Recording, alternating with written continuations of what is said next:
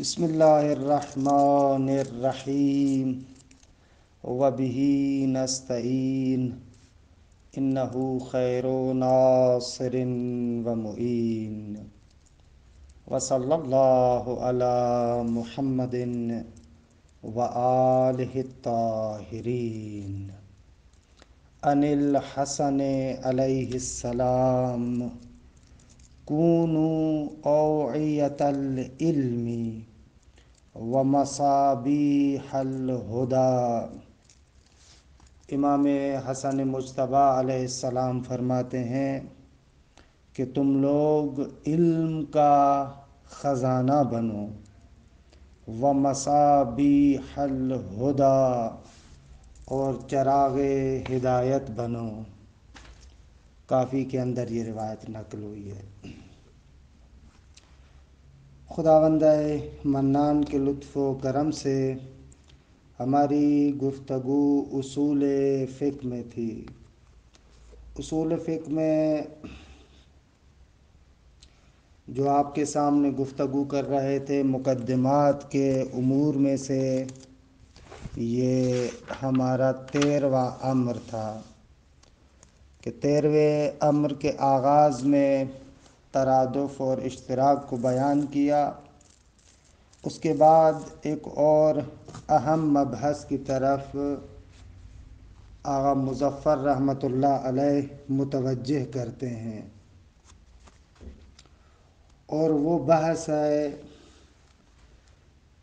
کہ مشترک کو ایک سے زیادہ معانی میں استعمال کرنا جائز ہے یا نہیں، بلکہ مشترک کی بھی قید کیوں لگائیں، خود لفظ کو ایک سے زیادہ معانی میں استعمال کرنا جائز ہے یا نہیں، کہ یہ بحث خود اپنے آپ کو اچھے طریقے سے لفظ مشترک میں ظاہر کرتی ہے۔ لہٰذا بعض حضرات نے اس بحث کو مختص کیا کہ آیا استعمال مشترک فی اکثر من معنی واحد جائز ام لا، کیونکہ لفظ مشترک میں واضح اس وجہ سے ہے کہ ایک لفظ متعدد معانی کے لیے واضح ہوا ہے، وہاں پر اس مسئلے کو سمجھنا بالکل روشن ہے۔ مثلا جیسے کہتے ہیں کہ لفظ عین عربی زبان میں 70 معانی کے لیے واضح ہوا ہے۔ لفظ عین کا معنی یہ آنکھ بھی ہے، لفظ عین کا معنی سونا بھی ہے، لفظ عین کا معنی چاندی بھی ہے، لفظ عین کا معنی چشمہ بھی ہے۔ تو اتنے متعدد معانی ہیں اس لفظ عین کے کہ بعض کے بقول جیسا کہ عرض کیا کہ معروف یہ ہے کہ لفظ عین 70 معانی کے لیے واضح ہوا ہے۔ تو آیا ایک ہی استعمال واحد میں لفظ عین کو ایک سے زیادہ معانی میں استعمال کر سکتے ہیں یا نہ؟ مثلا آپ کہیں رأیت عینا، اور مقصود آپ کا یہ ہو کہ آپ نے آنکھ کو بھی دیکھا، آپ نے چشمے کو بھی دیکھا، آپ نے سونے کو بھی دیکھا، آپ نے چاندی کو بھی دیکھا، آپ نے جاسوس کو بھی دیکھا، صرف ایک ہی استعمال میں رأیت عینا۔ آیا یہ جائز ہے یا جائز نہیں ہے؟ ممکن ہے یا ممکن نہیں ہے؟ جیسا کہ عرض کیا کہ یہ نزاع اور جھگڑا مخصوص نہیں ہے لفظ مشترک کے ساتھ، دوسری جگہوں پر بھی آ سکتا ہے۔ مثلا آپ کہیں رأیت اسدا، اور مقصود آپ کا یہ ہو کہ میں نے حیوان مفترس بھی دیکھا، حیوان مفترس بھی دیکھا اور رجل شجاع بھی دیکھا، اب یہاں پر بھی یہ نزاع آ سکتا ہے۔ لیکن مشترک میں جیسا کہ عرض کیا کہ یہ مطلب بالکل روشن ہے، وہاں پر ذکر کرتے ہیں۔ خوب آہستہ آہستہ آتے ہیں اس بحث کو روشن کرنے کے لیے۔ خوب دیکھیں آغا، اصل جو اس بحث میں نقطہ ہے وہ نقطہ یہ ہے کہ ہم لوگوں کو محل نزاع اچھے طریقے سے تصویر کرنا چاہیے۔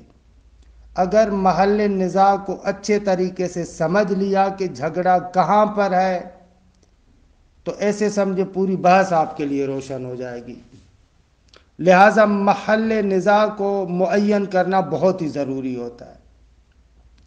اکثر جگہوں پر دیکھا گیا ہے کہ دو بندے آپس میں لڑ رہے ہیں، جھگڑ رہے ہیں، خوب آخر میں پتہ چل رہا ہے کہ وہ ایک بات کر رہا ہے، دوسرا بندہ دوسری بات کر رہا ہے، ایک بندہ ایک مورد کی بات کر رہا ہے، دوسرا بندہ دوسرے مورد کی بات کر رہا ہے۔ کیونکہ اگر خصوصیت سے محل نزاع کو دقیقاً آپ تعین نہیں کریں گے تو اکثر اشتباہ ہوگا۔ لہٰذا اس بحث کے اندر بھی جو چیز اہمیت کی حامل ہے وہ یہ ہے کہ ہم لوگ محل نزاع کو دقیقاً مشخص کریں۔ خوب محل نزاع کو مشخص کرنے کے لیے چند نکات پر توجہ کریں۔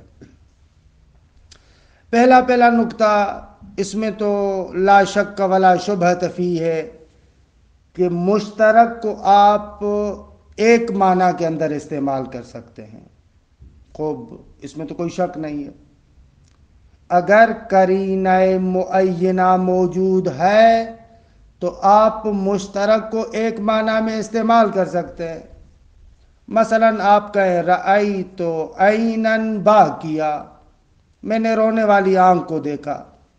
خوب یہاں پر آپ مشترک کو ایک معنی میں استعمال کر رہے ہیں۔ اور اگر قرینہ نہ ہو اور آپ مشترک لفظی کو استعمال کریں تو خوب یہاں پر یہ مشترک مجمل ہو جائے گا، کسی بھی معنی پر دلالت نہیں کرے گا۔ مثلا آپ کہیں رأیت عینا اور آپ کا مقصود ہو کہ آپ نے اس عینا سے 70 معانی کا ارادہ کیا ہے، خوب فرماتے ہیں کہ یہ درست نہیں ہے، یہاں پر لفظ مشترک مجمل ہو جائے گا، کسی بھی معنی پر دلالت نہیں کرے گا۔ نہیں کہ آپ کہیں کہ ایسی صورت میں لفظ مشترک تمام معنی پر دلالت کرے گا، نہ، کسی معنی پر دلالت نہیں کرے گا۔ خوب یہ ایک نکتہ۔ دوسرا نکتہ یہ کہ آغا مما لا شک فیہ ولا شبہۃ فیہ ہے کہ لفظ مشترک کو مجموع معانی من حیث المجموع میں استعمال کرنا جائز ہے۔ مثلا الموجز فی الاصول میں ہم نے ذکر کیا تھا کہ عام کی 3 قسمیں ہیں، یا عام میں مجموعی ہے، یا عام میں بدلی ہے، یا عام میں مثلا افرادی ہے۔ درست ہے؟ عام میں افرادی نہیں، عام میں افرادی۔ عام میں مجموعی میں مجموع من حیث مجموع مراد ہے۔ مثلا ہم کہتے ہیں کہ ایک مدرسے میں جاتے ہیں اور ان کے طلاب کے بارے میں گفتگو کرتے ہیں، اور وہاں پر کہتے ہیں کہ بھئی طالب علم کے اندر یہ ہونا چاہیے، یہ ہونا چاہیے، اور آپ لوگوں کے اندر ایسے ہے۔ اور وہاں پر تک ایک طالب علم مقصود نہیں، مجموع طلاب من حیث المجموع۔ خوب ایک مرتبہ عام میں بدلی ہوتا ہے، مثلا لفظ کو عام استعمال کرتے ہیں، کہتے ہیں کہ اس کے افراد میں سے کوئی بھی ایک فرد۔ ایک مرتبہ عام میں افرادی ہوتا ہے، یعنی تک افراد، آحاد افراد، اس عام کی جتنی بھی اکائیاں ہیں وہ اکائیاں جدا جدا سب مقصود ہے ہماری۔ مجموعی میں اکائیاں جدا جدا مقصود نہیں، مجموع من حیث المجموع مراد ہے۔ یہ ہم نے الموجز فی الاصول میں بیان کیا ہے کہ آپ بھی پڑھ چکے ہیں۔ اس اعتبار سے عرض کر رہے ہیں کہ لفظ مشترک کو مجموع معانی میں آپ استعمال کریں، مجموع من حیث المجموع، اس طریقے سے کہ ہر ایک معنی جدا جدا اس مجموع کا ایک جز قرار پائے۔ فرماتے ہیں کہ یہ بھی جائز ہے، اس میں کوئی شک نہیں ہے۔ درست ہے؟ مجموع من حیث المجموع پر اس کی دلالت مطابقی ہوگی، اور ایک معنی پر دلالت تضمنی ہوگی۔ مثلا جیسے آپ کہتے ہیں نا انسان حیوان ناطق پر دلالت کرتا ہے، مجموع حیوان ناطق پر دلالت مطابقی ہوتی ہے، اور خالی حیوان اور خالی ناطق پر جو اجزاء ضمناً یہ دلالت تضمنی ہوتی ہے۔ تو اس میں تو کوئی حرج نہیں ہے، ایسے ہو سکتا ہے۔ منتہا اس صورت میں اس لفظ مشترک کا اس مجموع بما ہوا مجموع میں استعمال، یہ استعمال مجازی ہوگا۔ کیوں؟ اس لیے کہ لفظ مشترک کو مجموع من حیث المجموع کے لیے تو وضع نہیں کیا تھا، بلکہ لفظ مشترک کو تک معانی کے لیے، ایک معنی کے لیے وضع کیا تھا۔ اب اگر آپ آئیں اور اس کو مجموع من حیث المجموع میں استعمال کریں تو یہ مجاز ہوگا، حقیقت نہیں ہے، مجاز ہے، لیکن جائز ہے، اس میں کوئی حرج نہیں ہے۔ یہ بھی محل نزاع میں شامل نہیں ہے کہ لفظ کو مجموع من حیث المجموع میں استعمال کریں، مشترک کو مجموع معانی من حیث مجموع معانی میں استعمال کریں، خوب اس میں کوئی حرج نہیں، یہ محل نزاع نہیں ہے۔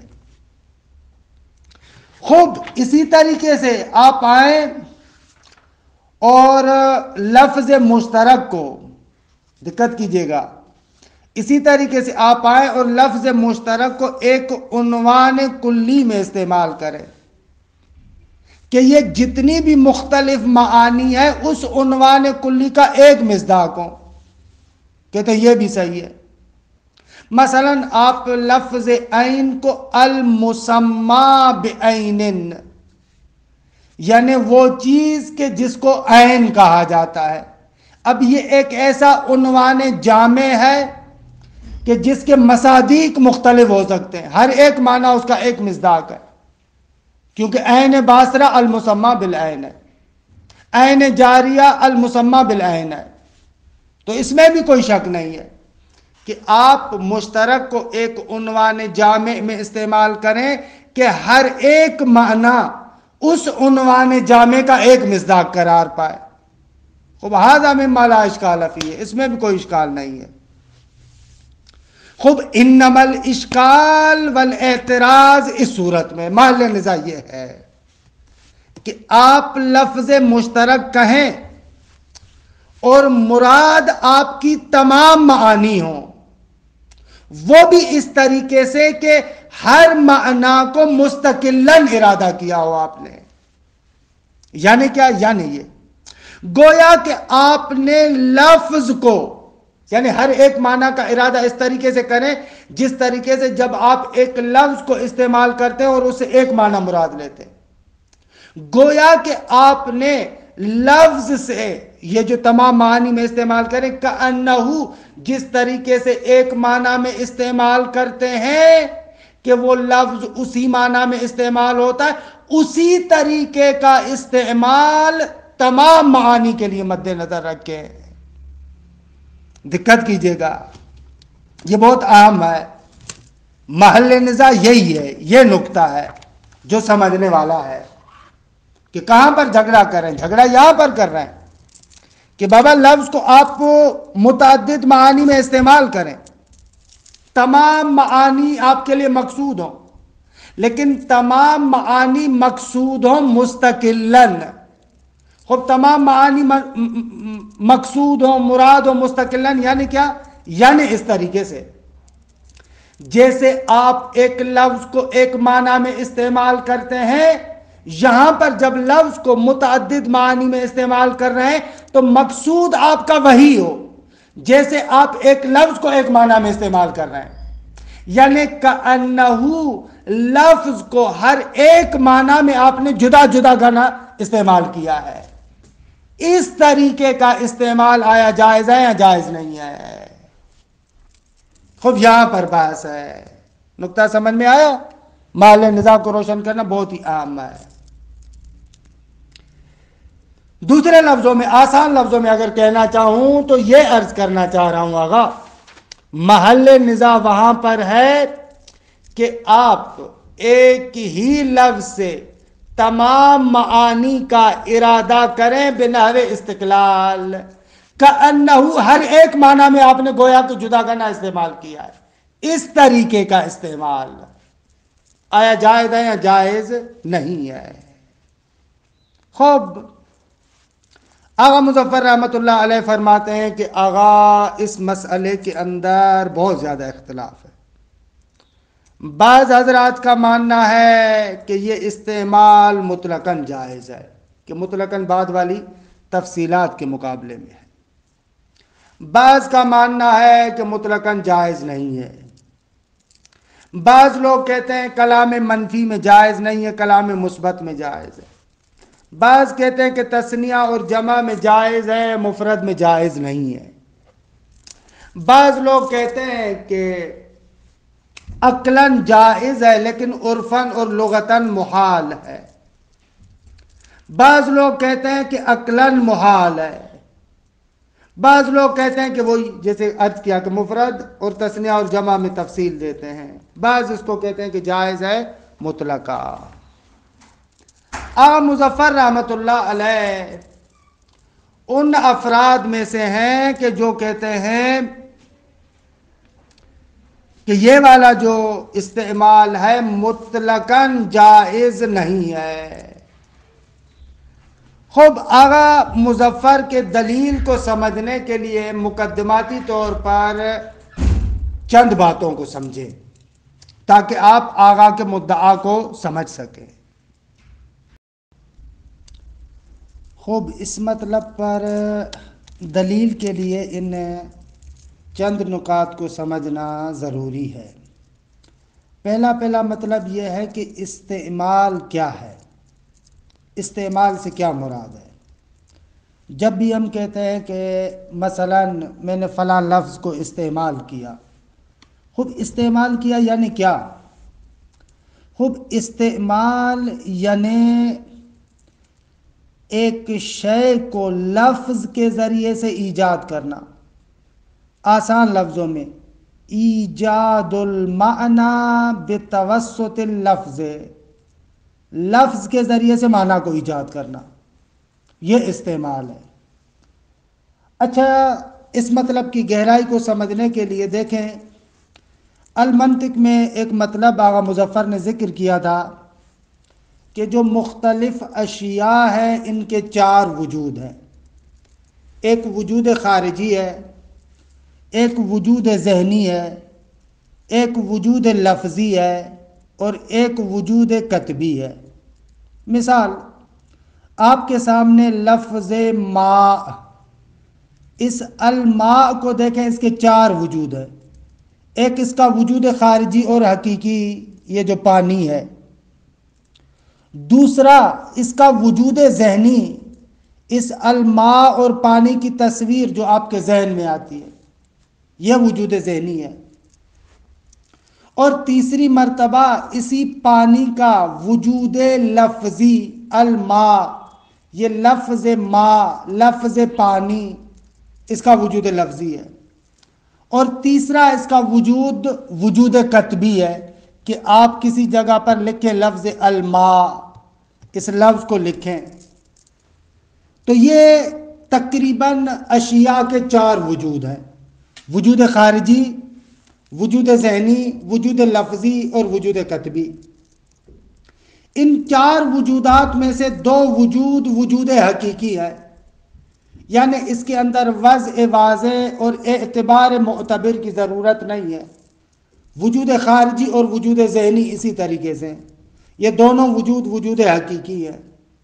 لیکن جب کہ جو 2 اور وجود ہیں، یعنی وجود لفظی اور وجود کتبی، یہ دونوں وجود اعتباری ہے، یا آپ کہہ سکتے ہیں کہ وجود مجازی ہیں۔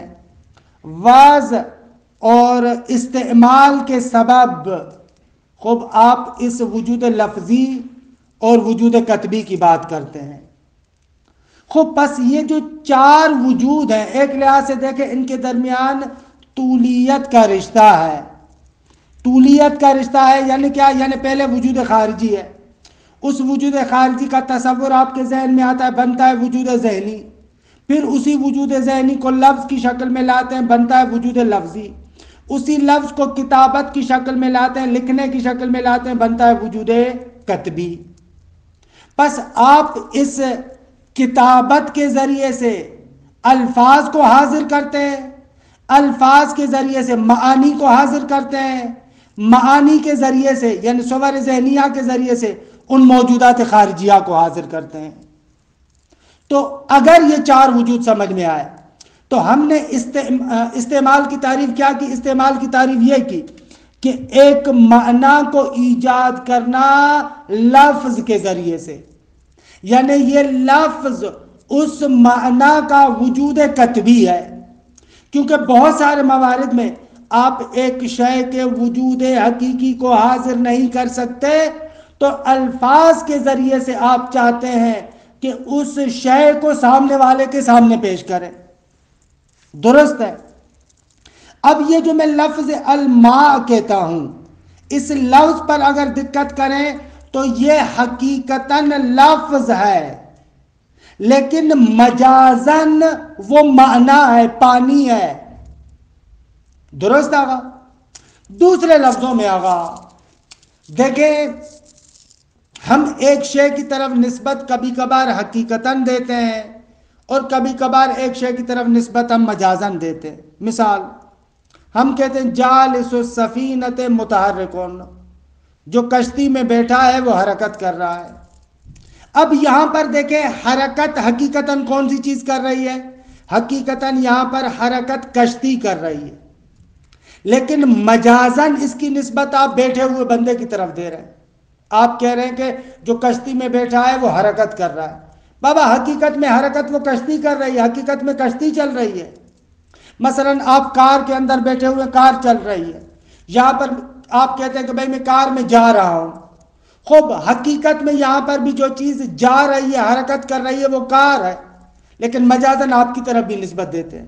خوب یہ ہوتا ہے۔ اس مورد میں کہتے ہیں کہ حرکت اولاً و بالذات کار کی طرف منسوب ہے، حقیقتاً کار کی حرکت ہے، حقیقتاً کشتی کی حرکت ہے۔ ثانیاً و بالعرض مجازاً جالس کی طرف، جو اس میں بیٹھا ہوا ہے، اس کی طرف نسبت دیتے ہیں۔ تو اسی طریقے سے لفظ اور معنی کا رشتہ بھی ہے۔ لفظ اور معنی کا رشتہ بھی اتنا قوی اور اتنا گہرا ہو جاتا ہے کہ آپ معانی کو الفاظ کے ذریعے سے پیش کرتے ہیں، کیونکہ بہت ساری ایسی معانی ہیں کہ جن کو آپ حقیقتاً سامنے والے کے سامنے نہیں لا سکتے، تو ان الفاظ کو سہارا بناتے ہیں اور ان الفاظ کے ذریعے سے ان معانی کو پیش کرتے ہیں۔ تو یہاں پر کہا جائے گا الماء جو یہ لفظ ہے، یہاں پر حقیقتاً تو درست ہے لفظ ہے، لیکن اس لفظ کے ذریعے سے اس حقیقت ماء کو سامنے والے کے سامنے پیش کر رہے ہیں۔ دوسرے لفظوں میں آگا لفظ اور معنی کا جو رشتہ ہے وہ رشتہ اس طریقے سے ہے کہ لفظ معنی کے اندر فانی ہو جاتا ہے۔ مثال دوں میں اس کی، دیکھیں کسی بھی چیز پر جو آپ نگاہ کرتے ہیں وہ دو طرح کی نگاہ ہوتی ہے۔ ایک مرتبہ نگاہ استقلالی ہوتی ہے اور ایک مرتبہ نگاہ عالی ہوتی ہے۔ مثلا آپ آئینے کو دیکھ رہے ہیں، یہ جو آپ آئینے کو دیکھ رہے ہیں، آئینے کو دیکھ رہے ہیں یا اپنی صورت کو دیکھ رہے ہیں؟ خوب آئینے کے سامنے جب بھی کوئی بندہ جاتا ہے تو آئینے میں اپنی صورت کو دیکھتا ہے، آئینے کو تو نہیں دیکھتا، لیکن دیکھتا آئینے میں ہے۔ یہاں پر کہتے ہیں کہ آئینے پر نگاہ ہماری نگاہ عالی ہے اور اپنی صورت کو آئینے کے ذریعے سے دیکھ رہا ہے۔ یہ ہو جائے گی نگاہ عالی، کہ اس کو کہا جاتا ہے ما بہی ینظر، اس کے ذریعے سے آپ کسی اور چیز کو دیکھ رہے ہیں۔ یہاں پر آئینہ فانی ہے آپ کی صورت میں۔ اصلاً آئینے کے سامنے جاتے ہیں، حقیقت یہ ہے کہ آئینے میں اپنے آپ کو دیکھتے ہیں۔ آپ آئینے کو کہاں دیکھتے ہیں؟ آئینہ فانی ہو چکا ہے آپ کی صورت کے اندر، ایسے ہوتا ہے۔ کہتے ہیں لفظ اور معنی کا رشتہ بھی اسی طریقے سے ہوتا ہے۔ لفظ اور معنی کا رشتہ اتنا گہرا ہو جاتا ہے، اتنا گہرا ہو جاتا ہے کہ جب الفاظ آپ کے سامنے پیش کیے جاتے ہیں تو آپ کی نگاہ لفظ پر نہیں جاتی، لفظ کے پیچھے جو معنی ہے آپ اس معنی کو دیکھتے ہیں۔ یہ جتنی بھی میں باتیں کر رہا ہوں آپ میرے الفاظ کو نہیں سن رہے، در حقیقت ان الفاظ کے پیچھے چھپی ہوئی معانی کو دیکھ رہے ہیں۔ اور یہی سبب ہے کہ اگر معنی اچھا ہو تو جو لفظ اس کو ادا کرتا ہے وہ لفظ بھی پسند آتا ہے. مثلا لفظ علی ہمیں کتنا پسند آتا ہے کیونکہ جس معنی کو یہ حاضر کر رہا ہے وہ معنی بہت اچھا ہے. اور دوسری طرف سے مثلا آپ فرض کریں کہ فرعون، خوب یہ لفظ فرعون آپ کو اتنا برا کیوں لگتا ہے؟ اگر کسی بندے کو کہا جائے شیطان فرعون، وہ ناراض ہو جائے گا. بھائی میں نے فقط لفظ تو کہا ہے، وہ کہے گا کہ نہ میں لفظ کو تھوڑی دیکھ رہا ہوں، لفظ کے پیچھے چھپے ہوئے معنی کو دیکھ رہا ہوں. تو الفاظ بھی اسی طریقے سے ہیں کہ الفاظ معنی کے اندر فانی ہو جاتے ہیں. جب بھی انسان کے سامنے کوئی لفظ پیش ہوتا ہے تو در حقیقت انسان لفظ کو نہیں دیکھتا، لفظ کو فانی دیکھتا ہے معنی کے اندر. خوب اگر یہ مطلب سمجھ میں آ گیا تو یہاں سے استعمال کا معنی بھی سمجھ میں آ جائے گا. استعمال یعنی معنی کو حاضر کرنا، منتہا اپنے وجود مجازی کے ساتھ، کیونکہ لفظ معنی کا وجود مجازی ہے، وجود جعلی ہے، وجود تنزیلی ہے، حقیقی وجود نہیں ہے. لیکن لفظ میں معنی کو آپ دیکھتے ہیں، لفظ معنی کے اندر فانی ہے. اسی لیے بعض بزرگان کہتے ہیں کہ استعمال کی تعریف یہ ہے، استعمال یعنی افناء اللفظ فی المعنی، لفظ کو معنی کے اندر فانی کر دینا. تو پس لفظ معنی کے اندر کیا ہوتا ہے؟ فانی ہو جاتا ہے، گم ہو جاتا ہے. خوب اگر یہ مقدمہ سمجھ میں آ گیا تو اب استدلال بالکل روشن ہے. استدلال یہ ہے کہ ایک لفظ کو ایک سے زیادہ معانی میں آپ استعمال نہیں کر سکتے. کیوں؟ فرماتے اس لیے کہ جب بھی آپ لفظ کو استعمال کرتے ہیں تو آپ کا مقصود بالاصالہ اور مقصود بالاستقلال معنی ہوتا ہے. لفظ بیچارہ تو آئینہ ہے، لفظ تو اس معنی کے اندر فانی ہے، لفظ تو عنوان ہے. فرماتے ہیں کہ اس صورت میں جب لفظ معنی کے اندر فانی ہے تو کیسے ہو سکتا ہے کہ ایک ہی لفظ کو ایک ہی وقت میں چند معنیوں کے اندر فانی کیا جائے؟ خوب ہمیشہ دیگے، کیونکہ جب لفظ کو آپ استعمال کرتے ہیں یعنی ایک معنی کے اندر فانی کرتے ہیں. خوب جب ایک معنی کے اندر فانی کرتے ہیں تو وہ لفظ اسی معنی میں فانی ہو چکا ہے، اسی معنی کے لیے آئینہ ہے. تو اب یہ لفظ دوسرے معنی میں کیسے فانی ہو، دوسرے معنی کے لیے کیسے آئینہ بنے؟ اس کی مثال دیکھیں. اگر ایک آئینہ ہے نا، اس آئینے کے مقدار میں ایک تصویر اس کے سامنے لے کر آئے تو وہ آئینہ بیچارہ اسی تصویر کو دکھائے گا، وہاں پر دوسری تصویر نہیں دکھا سکتا. کیوں؟ اس لیے کہ وہ تصویر اسی آئینے کے مقدار میں ہے اور آئینہ اسی تصویر کے اندر فانی ہو چکا ہے. اب یہی آئینہ اسی وقت دوسری تصویر نہیں دکھا سکتا، مگر یہ کہ آپ یہ کریں کہ اس تصویر کو ہٹا دیں پھر دوسری تصویر لے کر آئے. خوب ایسے ہو سکتا ہے. لفظ اور معنی کا رشتہ بھی ایسے ہی ہے. لفظ معنی کے لیے آئینہ ہے، معنی کا نوع و صورت ہے کہ جو اس لفظ کے آئینے میں کیا ہے ہمیں دکھ رہی ہے. خوب لفظ اپنی مقدار کے مطابق جو اس کے سامنے تصویر آئی ہے اسی کو دکھائے گا، دوسری تصویر کو تو نہیں دکھائے گا. لہذا آغا مظفر کہتے ہیں کہ یہاں سے پتہ چلتا ہے کہ ایک لفظ کو ایک سے زیادہ معنیوں میں استعمال نہیں کر سکتے. خوب فتلخص خلاصہ کلام، اگر دلیل کو میں خلاصے میں بیان کروں تو ایسے کہہ سکتے ہیں آپ. ایک بیان یہ ہے کہ آغا استعمال افناء اللفظ فی المعنی، استعمال یعنی لفظ کو معنی کے اندر فانی کرنا. خوب جب ایک مرتبہ ایک لفظ کو ایک معنی کے اندر فانی کر چکے آپ تو وہی لفظ اسی وقت اسی استعمال میں دوسرے معنی میں فانی نہیں ہو سکتا. یا اس کو ایک اور بیان میں بھی ذکر کر سکتے ہیں. ایک یہ بیان جو ابھی میں نے آپ کے سامنے ذکر کیا، ایک دوسرا بیان کہ یہ دوسرا بیان بھی خود آغا مظفر کے بعض عبارات میں اس کی طرف اشارہ ہے. وہ دوسرا بیان اس طریقے سے ہے. دیکھیں اس بیان کو جو دوسرا بیان میں آپ کے سامنے عرض کر رہا ہوں. دوسرا بیان یہ ہے کہ آغا اگر لفظ کو ایک ہی استعمال میں مستقلاً ایک سے زیادہ معانی میں استعمال کیا جائے تو لازم آئے گا جم بین اللحاظین فی آن واحد، ایک ہی وقت میں دو لحاظ ایک ہی جگہ پر جمع ہو جائیں۔ یعنی کیا؟ یعنی یہ آگا ہم نے کیا کہا؟ استعمال یعنی لفظ کا معنی کے اندر فانی کرنا، لفظ کا معنی کے اندر فانی ہو جانا، لفظ کا معنی کے لیے مرآت اور آئینہ بننا۔ خوب، جب اس طریقے سے ہے تو اب لفظ واحد کو دو معناؤں میں فانی کرنا یعنی کیا؟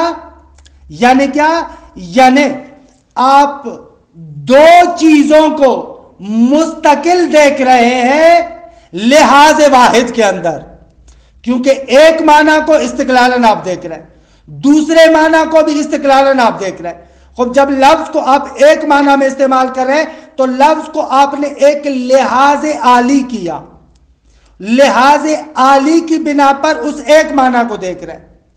اب پھر اگر یہی لفظ دوسرے معنی کو دکھائے یعنی پھر کأنہو اسی لفظ کو دوسری مرتبہ لحاظ کیا آپ نے دوسرے معنی کے لیے، حالانکہ ایک ہی استعمال میں ہم لفظ کو ایک مرتبہ ملاحظہ کر رہے ہیں۔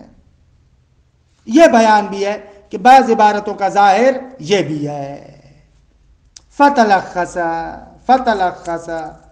خلاصہ کلام، آغا متکلم ایک ہی استعمال میں لفظ کو ایک معنی میں فانی قرار دے سکتا ہے، بھلے اگر دوسرا استعمال ہو تو دوسرے استعمال میں لفظ کو دوسرے معنی میں فانی کر سکتا ہے، لیکن ایک ہی وقت میں دو معنیوں کے اندر مستقلاً فانی کرے نہ میشے دیگے۔ خوب، البتہ جیسے کہ اول بحث میں بھی ذکر کیا، یہ ہو سکتا ہے کہ لفظ مجموع من حیث المجموع کو دکھائے، یہ ہو سکتا ہے۔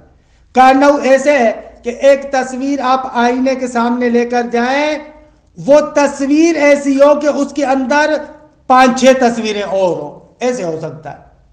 لفظ مجموع بما ہوا مجموع کو دکھائے کہ مختلف معانی اس کے مختلف مصادیق ہوں، ایسے ہو سکتا ہے۔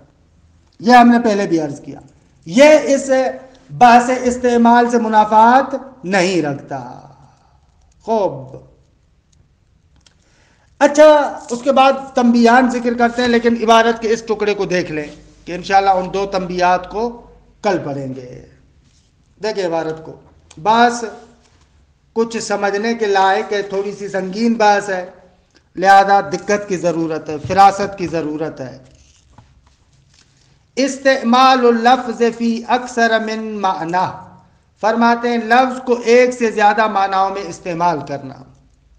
ولا شک فی جواز استعمال اللفظ المشترک فی احد معانی ہے بمعونۃ القرینۃ المعینہ۔ ہم نے عرض کیا کہ اس بات میں کوئی شک نہیں ہے کہ لفظ مشترک کو اپنے معانی میں سے کسی ایک معنی میں استعمال کیا جا سکتا ہے قرینہ معینہ کے ذریعے سے۔ آگا یہ بھی اصطلاح ہے قرینہ معینہ۔ دیکھیں مجاز میں بھی قرینے کی ضرورت پڑتی ہے، مشترک میں بھی قرینے کی ضرورت پڑتی ہے۔ مجاز میں قرینہ صارفہ بھی چاہیے اور قرینہ معینہ بھی چاہیے۔ قرینہ صارفہ یعنی وہ قرینہ کہ جو مجاز میں لفظ کو معنی حقیقی سے پھیرے، اور قرینہ معینہ بھی چاہیے کہ معنی مجازی میں سے ایک معنی مجازی میں معین کرے۔ مجاز میں قرینہ صارفہ بھی چاہیے، معینہ بھی چاہیے، لیکن مشترک میں معمولاً کہتے ہیں کہ قرینہ معینہ چاہیے، کیونکہ مشترک کے ویسے ہی ابتداءً بہت سارے معانی ہیں۔ اب ہمیں ایسا قرینہ چاہیے کہ ان معنیوں میں سے کسی ایک معنی میں اس کو معین کرے، وہاں پر استعمال کرتے ہیں کہ قرینہ معینہ۔ ولا شک فی جواز استعمال اللفظ المشترک فی احد معانی ہے بمعونۃ القرینۃ المعینہ، فرماتے ہیں اس میں کوئی شک نہیں ہے کہ جائز ہے لفظ مشترک کو اپنے معانی میں سے کسی ایک معنی میں استعمال کرنا قرینہ معینہ کی مدد سے۔ وَعَلَىٰ تَقْدِيرِ عَدَمِ الْقَرِینَةِ، اگر مشترک کو استعمال کرے اور کوئی قرینہ معینہ نہ ہو تو یکون اللفظ مجملا، تو پھر لفظ مجمل ہوگا۔ لا دلالت لہ علی احد معانی ہے، خوب اس کے معنیوں میں سے کسی معنی پر اس کی دلالت نہیں ہوگی، لفظ مجمل ہوگا، شاید وہ مراد ہو، شاید وہ مراد ہو، شاید وہ مراد ہو۔ آپ کہیں کہ رأیت عینان، خوب یہ دیکھا مجمل ہے، نہیں معلوم، پتہ نہیں اس کی مراد کیا ہے، آیا اس کی مراد آنکھ ہے، آیا اس کی مراد سونا ہے، آیا اس کی مراد مثلا چاندی ہے، یا چشمہ جو بہتا ہے وہ ہے، خوب دیکھا معلوم نہیں ہے، لفظ مجمل ہو جائے گا۔ خوب کہتے ہیں لا شک فی جواز استعمال اللفظ فلا کما لا شبہت فی جواز استعمالہ فی مجموع معانی ہے بما ہوا مجموع المعانی، جس طریقے سے اس بات میں بھی کوئی شبہ نہیں ہے کہ لفظ کو استعمال کرنا جائز ہے مجموع بما ہوا مجموع میں، مجموع معانی میں، اس اعتبار سے کہ مجموع ہے، عام میں مجموعی کے عنوان سے استعمال کرنے میں کوئی حرج نہیں ہے، جائز ہے۔ غایت الامر، اس صورت میں زیادہ سے زیادہ یہ ہوگا یکون ھذا الاستعمال مجازاً، یہ استعمال مجازی ہوگا، یحتاج الی القرینہ، قرینے کا محتاج ہے۔ کیوں معنی مجازی ہوگا، یہ استعمال مجازی کیوں ہوگا؟ فرماتے اس لیے کہ لأنہ استعمال لللفظ فی غیر ما وضع لہ، کیونکہ یہاں پر لفظ کو استعمال کرنا ہے غیر ما وضع لہ میں، کیونکہ لفظ مجموع معنی کے لیے وضع نہیں ہوا، مجموع بما ہوا مجموع کے لیے وضع نہیں ہوا، بلکہ احاد اور تک تک کے لیے وضع ہوا ہے۔ بس ان دونوں چیزوں میں تو کوئی اشکال نہیں ہے، یہ محل نزاع سے خارج ہے۔ وَإِنَّمَا وَقَعَ الْبَحْثُ وَالْخِلَافُ فِي جَوَازِ إِرَادَةِ أَكْثَرَ مِنْ مَعْنًى وَاحِدٍ مِنَ الْمُشْتَرَكِ فِي اسْتِعْمَالٍ وَاحِدٍ، فرماتے ہیں کہ بحث اور اختلاف اس بات میں ہوا ہے کہ آیا جائز ہے کہ مشترک کو ایک سے زیادہ معنوں میں استعمال کیا جائے، اس میں اختلاف ہے۔ وَإِنَّمَا وَقَعَ الْبَحْثُ وَالْخِلَافُ فِي جَوَازِ إِرَادَةِ أَكْثَرَ مِنْ مَعْنًى وَاحِدٍ، اختلاف اور بحث اس میں واقع ہوا ہے کہ آیا جائز ہے کہ ارادہ کیا جائے مشترک سے ایک سے زیادہ معنوں کا فی استعمال واحد، یعنی ایک ہی استعمال میں، وہ بھی اس طریقے سے کہ الا ان یکون کل من المعانی مرادا من اللفظ علیہ، کہ تمام کی تمام معانی لفظ سے مراد ہوں جدا جدا، یعنی مستقلا۔ وَكَأَنَّ اللَّفْظَ قَدْ جُعِلَ لِلدَّلَالَةِ عَلَيْهِ وَحْدَهُ، جدا جدا اس طریقے سے کہ گویا کہ لفظ کو قرار دیا گیا ہے کہ اسی تنہا معنی پر دلالت کرے، کأنہ لفظ کو اسی ایک معنی کے لیے استعمال کیا گیا ہو، اس طریقے کا استعمال سب معنیوں میں ایک ہی دفعے میں آیا جائز ہے؟ کہتے ہیں کہ اس میں بحث ہے۔ وَلِلْعُلَمَاءِ فِي ذَلِكَ أَقْوَالٌ وَتَفْصِيلَاتٌ كَثِيرَةٌ، فرماتے ہیں کہ علماء کے اس کے بارے میں بہت زیادہ اقوال ہیں، بہت زیادہ تفصیلات ہیں کہ لا يهمنا الآن التعرض لها، ابھی مہم نہیں ہے کہ ان تمام اقوال اور تفصیلات کو ذکر کریں۔ وَإِنَّمَا الْحَقُّ عِنْدَنَا عَدَمُ جَوَازِ مِثْلِ هَذَا الْاِسْتِعْمَالِ، اگر حق ہمارے نزدیک یہ ہے کہ اس طریقے کا استعمال جائز نہیں ہے۔ الدلیل ہو کہ دلیل بیان کرتے ہیں لیکن مقدمے کے ساتھ، ان استعمال ای لفظ فی معنی انما هو بمعنی ایجاد ذلك المعنی باللفظ، کہ پورا استدلال اس معنی استعمال پر موقوف ہے کہ آپ استعمال کا معنی کیا کرتے ہیں۔ آغا مظفر استعمال کا معنی ایسے کرتے ہیں، کسی بھی لفظ کو کسی معنی میں استعمال کرنا یعنی اس معنی کو لفظ کے ذریعے سے ایجاد کرنا، البتہ لیکن لا بوجود الحقیقی، خوب لفظ کے ذریعے سے معنی کو ایجاد کر رہے ہیں لیکن اس کے وجود حقیقی کو ایجاد نہیں کر رہے، بل بے وجود الجعلی التنزیلی، بلکہ اس کے وجود اعتباری تنزیلی یعنی قائم مقام مجازی ایسے کہا، کیونکہ لأن وجود اللفظ وجود للمعنی تنزیلا، کیونکہ جو لفظ کا وجود ہے گویا کہ وہ معنی کا وجود ہے، منتہا وجود تنزیلی یعنی قائم مقام مجازی۔ فَهُوَ وُجُودٌ وَاحِدٌ يُنْسَبُ إِلَى اللَّفْظِ حَقِيقَةً اولاً وبالذات، یہی جو لفظ کے ذریعے سے معنی کا وجود ہے یہاں پر در حقیقت ایک ہی وجود ہے جو حقیقتاً لفظ کی طرف منسوب ہے، یعنی حقیقت میں یہ ایک لفظ ہے، صوت ہے، آواز ہے۔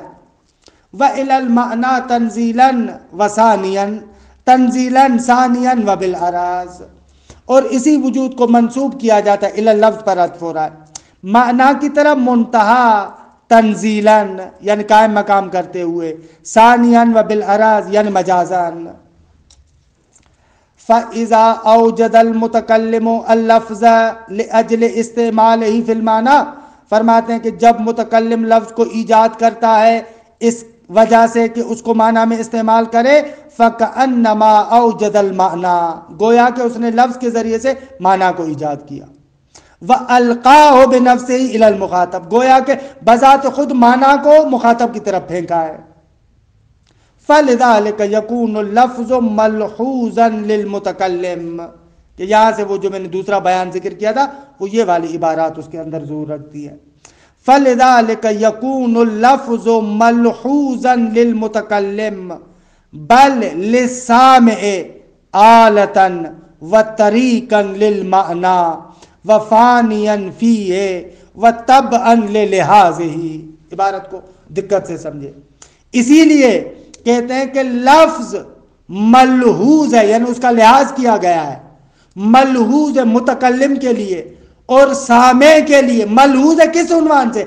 آلتاً و طریقاً للمعنی، اس عنوان سے کہ معنی کے لیے ایک ابزار ہے، آلہ ہے، ایک طریق ہے، وفانیاً فیہ، اور لفظ اس معنی کے اندر فانی ہے، وَطَبْعًا لِلِحَاظِ، معنی کے لحاظ کے تابعیت میں اس کا لحاظ کر رہے ہیں، یعنی لحاظ طبعی ہے اس کا۔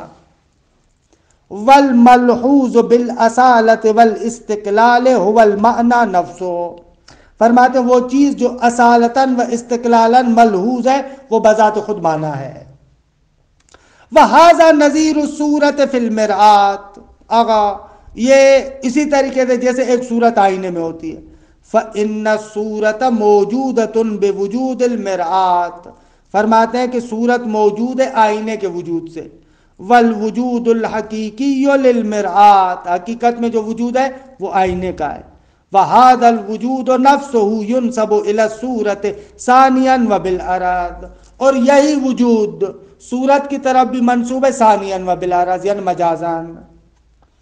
فَإِذَا نَظَرَ النَّاظِرُ إِلَى الصُّورَةِ فِي الْمِرْآةِ فَإِنَّمَا يَنْظُرُ إِلَيْهَا بِطَرِيقِ الْمِرْآةِ بِنَظَرَةٍ وَاحِدَةٍ، کہ جب ایک دیکھنے والا صورت کو آئینے میں دیکھتا ہے تو فَإِنَّمَا يَنْظُرُ إِلَيْهَا، تو اس صورت کی طرف دیکھتا ہے آئینے کے ذریعے سے، بِنَظَرَةٍ وَاحِدَةٍ، ایک ہی نگاہ سے، کہ هِيَ لِلصُّورَةِ بِالْإِسْتِقْلَالِ وَالْأَصَالَةِ، کہ حقیقت میں یہ نگاہ اور نظر صورت کے لیے استقلالاً، وَلِلْمِرْآةِ بِالْآلِيَةِ وَالتَّابِ، اور آئینے کے لیے نگاہ ہے نگاہ عالی، نگاہ طبعی۔ فَتَكُونُ الْمِرْآةُ كَاللَّفْظِ مَلْحُوظَةً طَبْعًا لِلِحَاظِ صُورَتِ، پس یہاں پر مرآت کہ جو آئینہ ہے لفظ کی طرح ملحوظ ہے اس صورت کے لحاظ کی تابعیت میں۔ وَفَانِيَةً فِيهَا، اور یہ آئینہ مرآت فانی ہے اس صورت میں، فَنَاءَ الْعِنْوَانِ فِي الْمُعَنْوَانِ، جس طریقے سے ایک عنوان معنون کے اندر فانی ہوتا ہے۔ وَعَلَى هَذَا، خوب یہاں تک عبارت جو تھی وہ تقریباً کفایہ کی تھی۔ وَعَلَى هَذَا یعنی آغا مظفر نے وہاں سے نقل کیا، بنابراین جب لفظ اور معنی کا ایسا رشتہ ہے، فَلَا يُمْكِنُ اسْتِعْمَالُ لَفْظٍ وَاحِدٍ إِلَّا فِي مَعْنًى وَاحِدٍ، پس ممکن نہیں ہوگا لفظ واحد کا استعمال کرنا مگر معنی واحد میں۔